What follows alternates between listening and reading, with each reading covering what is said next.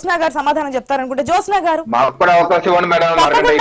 Last గా మీరే కదా సమాధానం చెప్పాల్సింది. ఇస్తారు ఇవ్వాలంతా మీ చేతిలోనే ఉంది కాబట్టి రవికిరణ్ గారు ఒక్క నిమిషం మీ దాకా కూడా వస్తాం. జ్యోత్స్నా గారు అందరికీ నమస్కారం అండి. ఇప్పుడు ఇందాక మీరు కరెక్ట్ గా చెప్పారమ్మా, ఇది డిబేట్. సో డెఫినెట్ గా ఒకళ్ళు మాట్లాడుతున్నప్పుడు ఖచ్చితంగా మనకి ఏమైనా పాయింట్స్ ఉంటే రాసుకొని తర్వాత అయితే క్వశ్చన్ చేయాల్సినటువంటి పరిస్థితి. ఇప్పుడు రాజధాని విషయానికి వస్తే అసలు ఈ రాష్ట్ర ప్రభుత్వానికి క్లారిటీ ఉందా అనేటువంటిది మీరు ఒకసారి అడగాలమ్మా ఒక మోడరేటర్ గా. ఎందుకనంటే మాకైతే ప్రజలుగా ఇవాళ ఇక్కడ ప్యానెల్లో ఉన్నటువంటి సభ్యులుగా కావచ్చు, ప్రజలుగా కావచ్చు, అసలు ఈ రాష్ట్ర ప్రభుత్వానికే క్లారిటీ లేదు అనేటువంటిది చాలా క్లియర్ గా ఉంది.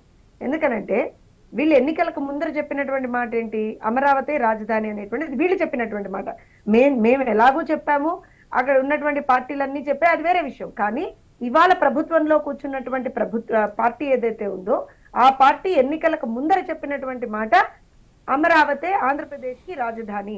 ఆ రోజున ఏ రోజున కూడా వాళ్ళు మూడు రాజధానులు అని వాళ్ళు మాట్లాడలేదు.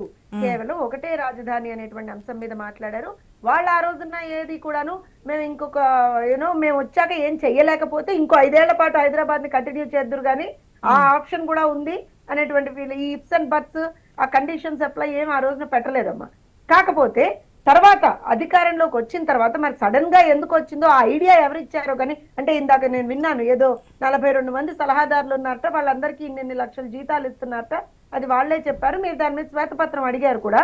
సో మరి ఆ సలహాదారులందరూ ఇచ్చినటువంటి సలహానా, లేకపోతే ఉన్నటువంటి ముఖ్య సలహాదారు గారు ఇచ్చినటువంటి సలహానా, రాష్ట్ర ముఖ్యమంత్రి గారికి ఏదన్నా సడన్ గా వచ్చినటువంటి ఒక ఆలోచన తెలియదు. కానీ 3 రాజధానులు అన్నారు. 3 రాజధానులు అన్నటువంటి వాళ్ళు ఆ 3 రాజధానులు అమరావతి కూడా ఒక రాజధాని ఉంది అన్నారు. కానీ అమరావతిని శ్మశానంతో పోల్చారు. అమరావతిలో అసలు ఏ విధమైనటువంటి పనే జరగలేదన్నారు. అమరావతిలో అసలు అమరావతి అనేటువంటిదే వేస్ట్ అన్నారు. అన్నీ మాట్లాడారు వీళ్ళు. అదే అమరావతిలో ఆనాడు చంద్రబాబు నాయుడు గారు కట్టినటువంటి బిల్డింగ్లలోనే ఇంకా వీళ్ళు పాలన కొనసాగిస్తున్నారు. ఇదే వాస్తవం. అదెంత వాస్తవమో ఇది వాస్తవమే. సో ఈ 5 సంవత్సరాల్లో వీళ్ళు కనీసం రాష్ట్రానికి ఒక రాజధాని 3 రాజధానుల ఏ రాజధాని అనేటువంటి మాట పక్కన పెడితే అసలు రాజధాని లేకుండా చేశారు. ఇది వాస్తవం. ఇప్పుడు ఎట్ ద ఫ్యాగ్ ఎండ్ ఇంకో 2 నెలల్లో ఎలక్షన్లు వస్తున్నాయి. 2 నెలల్లో వీళ్ళ ప్రభుత్వం పోతుంది అనగా ఇప్పుడు వచ్చి కొత్త చిలక పలుకులు పలికినట్టుగా ఆయన వచ్చేసి లేదు అమరావతి రాజధాని అని ఒక ఆయన మాట్లాడతాడు, లేదు హైదరాబాద్ ని ఉమ్మడి రాజధానిగా ఇంకో 5 ఏళ్ల పాటు కంటిన్యూ చేయాలని ఇంకొకళ్ళు మాట్లాడతారు. మా క్వశ్చన్ ఏంటంటే 5 సంవత్సరాలుగా హైదరాబాద్ ఉమ్మడి రాజధానిగా ఉంది కదా, మీ దృష్టిలో ఉంది కదా, ఏం చేశారు? ఎన్నిసార్లు కేంద్ర ప్రభుత్వం దగ్గరికి వెళ్ళి హైదరాబాద్ కి సంబంధించినటువంటి అంశాల మీద, తెలంగాణతో మనకు ఉన్నటువంటి వివిధ అంశాల మీద ఒక చిన్న ఎగ్జాంపుల్ చెప్తానండి. 7,230 కోట్లు మనకి విద్యుత్ బకాయిలు 2014 నుంచి 2017 వరకు ఏదైతే ఎక్సెస్ విద్యుత్ ఆ రోజు కేంద్రం ఇంటర్వెన్షన్ తోటి మనం ఆ తెలంగాణకి ఇచ్చున్నాం. ఆంధ్రప్రదేశ్ రాష్ట్రం నుంచి తెలంగాణకి సప్లై చేస్తున్నాం, బికాస్ మనకు సర్ప్లస్ విద్యుత్ గా ఉండింది కాబట్టి.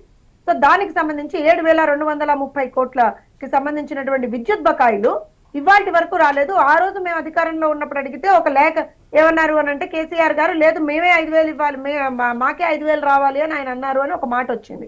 తర్వాత దానికి సంబంధించి చాలా సందర్భాల్లో మేము మాట్లాడున్నాం. కానీ తర్వాత వీళ్ళ ప్రభుత్వం వచ్చిన తర్వాత ఒక సందర్భంలో కూడా మాట్లాడలేదు.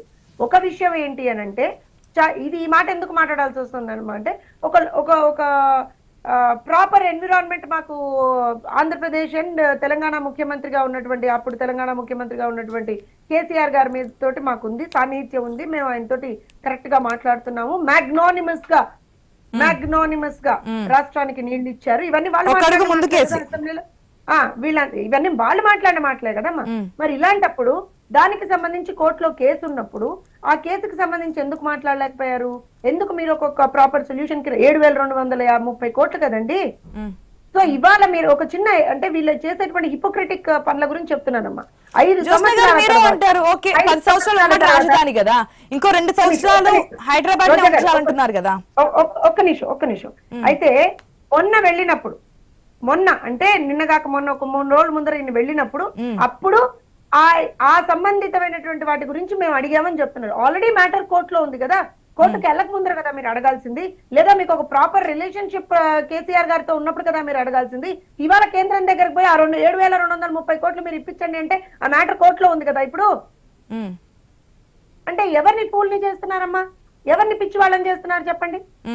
కేంద్రం దగ్గరికి వెళ్ళి మీరు ఏం అడగాలో అది కదా అడగాల్సినటువంటి మాట. కేంద్రం ఇప్పుడు కేంద్రం ఆ రోజున తెలుగుదేశం ప్రభుత్వం ఉన్నప్పుడు ఏం చేయలేదంటే తెలుగుదేశం ప్రభుత్వం ఉన్నప్పుడే కదా 73% పోలవరం కంప్లీట్ అయింది. మరి మీరు వచ్చిన తర్వాత 1 నుంచి 2% కూడా కంప్లీట్ చేయలేకపోయారు. మేము మాట్లాడచ్చుగా ఆ రోజున ఆ కన్స్ట్రక్షన్ ఏ విధంగా జరిగింది, దాంట్లో కూడా మరమ్మతులు ఇవన్నీ జరుగుతున్నాయి, ఇవన్నీ కూడా జరుగుతున్నాయి జ్యోత్స్న గారు. ఓకే, మనం క్యాపిటల్ గురించి మాట్లాడుతున్నాం, నిధులు పోలవరం గురించి కొంచెం పక్కన పెడదాం. రాజధాని ఈ 5 సంవత్సరాల్లో మీరు ఏ రాజధాని గురించి, మేము 3 రాజధానులు అన్నామన్నారు, ఏ రాజధాని గురించి ఎంత ఖర్చు పెట్టారో చెప్పండి అంటున్నాం. కానీ అమరావతి అయితే ఎగ్జిస్టింగ్ కదా, అమరావతి ఎగ్జిస్టింగ్ రాజధానిలో మీరు ఒక కిటికేసారా అని అడుగుతున్నాను. ఒక్క బిల్డింగ్ కట్టారా? ఉన్న రోడ్లను తవ్వుకు తీసుకుపోయారు తల్లి, మేము వేసిన రోడ్లని తవ్వుకు తీసుకుపోయారు. ఇంకేం చెప్తామమ్మా? వీళ్ళు వచ్చి వాళ్ళ రోజు మాకు నిబద్ధత ఉంది, మేము రాజధాని కోసం ఏదో చేసేస్తామంటే 5 సంవత్సరాల్లో మీరేం చేయలేకపోయారు.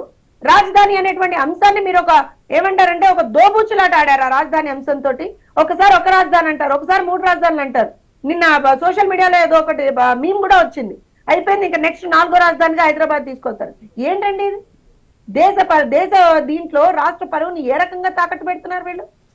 రాజధాని లేని రాష్ట్రంగా ఇవాళ రోజున తల తీసేసినట్టు కదా. ఎందుకు దాని మీద ఒక ప్రాపర్ దీనికి ఎందుకు రాలేకపోతున్నారు? అసలు ఉన్నదాన్ని డిస్టర్బ్ చేయాల్సినటువంటి అవసరం ఎందుకు వచ్చి? జ్యోత్స్న గారు ఒక్క నిమిషం అండి, బీజేపీ చేతిలో ఉంటుంది కాబట్టి రవికిరణ్ గారు ఇందాక నుంచి వెయిట్ చేస్తున్నారు. ఎస్, ఏదైనా సరే